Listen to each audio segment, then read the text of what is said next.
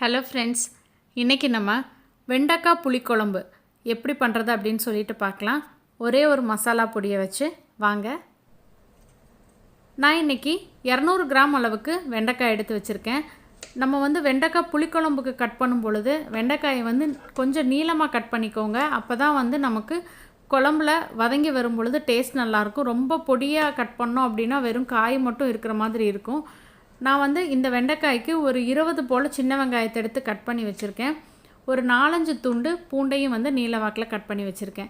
வெண்டைக்காய் முத்தினதாக இருந்ததுன்னா உங்களுக்கு கட் பண்ணும் பொழுதே நறுக்குன்னு சொல்லிட்டு ஒரு சத்தம் மாதிரி வரும். இந்த மாதிரி இருந்துச்சு அப்படின்னா நீங்கள் அதை போடாதீங்க.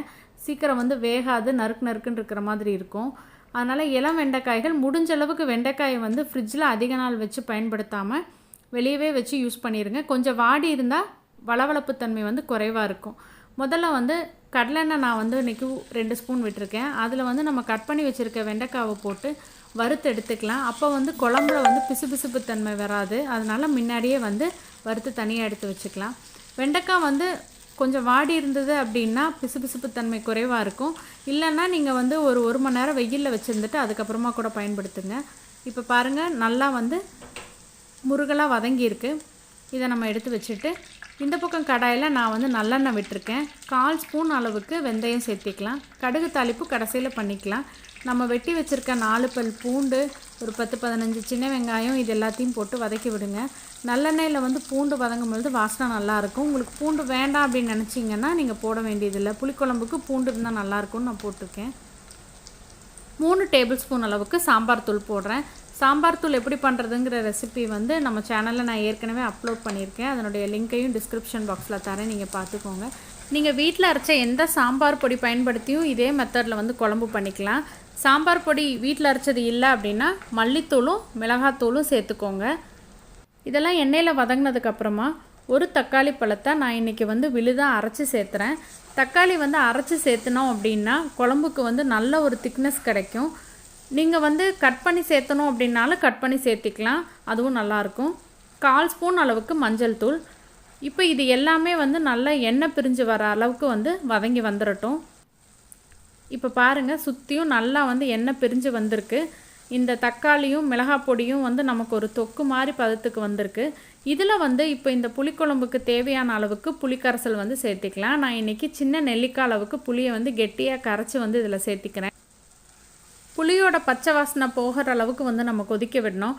இப்போ உங்களுக்கு தேங்காய் விழுது சேர்த்த விருப்பம் இல்லை அப்படின்னா இதிலே நம்ம காய்களை போட்டும் இன்னும் நல்லா பச்சை வாசனை போனதுக்கப்புறம் தாளிப்பு பண்ணி இறக்கிடலாம்.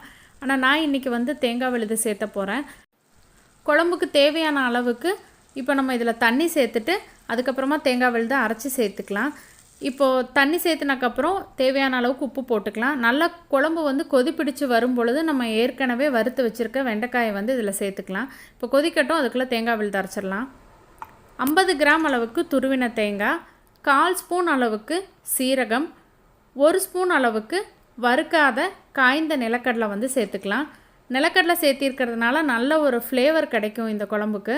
நிலக்கடலை அதிகம் சேர்த்த வேண்டாம், 1 ஸ்பூன் சேர்த்துனா போதும், குழம்புக்கு கெட்டித்தன்மை கொடுக்கும். இப்போ குழம்பு கொதிக்க ஆரம்பித்ததுனால நான் வறுத்து வச்சுருக்க வெண்டைக்காய்களை சேர்த்திருக்கேன். வெண்டைக்காய் ஏற்கனவே வெந்திருக்கிறதுனால நமக்கு இப்போ குழம்புல உப்பு காரம் மட்டும் பிடிச்சா போதும். காயெல்லாம் சேர்த்துட்டு நல்லா ஒரு வாட்டி கிளறி விட்டுக்கலாம். இப்போ காயோடு நல்லா ஒரு கொதி பிடிச்சி வரட்டும். இப்போ இந்த ஸ்டேஜில் நம்ம அரைச்சி வச்சுருக்க தேங்காய் விழுதை சேர்த்துக்கலாம். எப்போதுமே நம்ம தேங்காய் விழுது சேர்த்துனோன்னா அதிக நேரம் கொதிக்க விட மாட்டோம். ஆனால் இதில் நிலக்கடலை சேர்த்திருக்கிறதுனால அந்த நிலக்கடலையினுடைய பச்சை வாசனை போகிற வரைக்கும் நம்ம குழம்பு கொதிக்க விட்டு எடுத்துக்கலாம். அப்போ இதிலே நல்லா உங்களுக்கு எண்ணெய் பிரிஞ்சு கொதி பிடிச்சி வரும். இப்போ பாருங்கள், நடுவில் எப்படி எண்ணெய் பிரிஞ்சு வந்திருக்கு நான் காமிக்கிறேன். நல்லா நிலக்கடலையினுடைய பச்சை வாசனையும் நீங்கி குழம்பு நல்லா இந்தளவுக்கு திக்னஸ் ஆகிடுச்சு. இப்போ குழம்புக்கு தாளிப்பு பண்ணிடலாம். நான் தாளிக்கிறக்கும் இன்றைக்கி நல்லெண்ணெய் எடுத்திருக்கேன். 1/4 ஸ்பூன் அளவுக்கு கடுகு, 1/4 ஸ்பூன் அளவுக்கு பெருங்காயத்தூள்.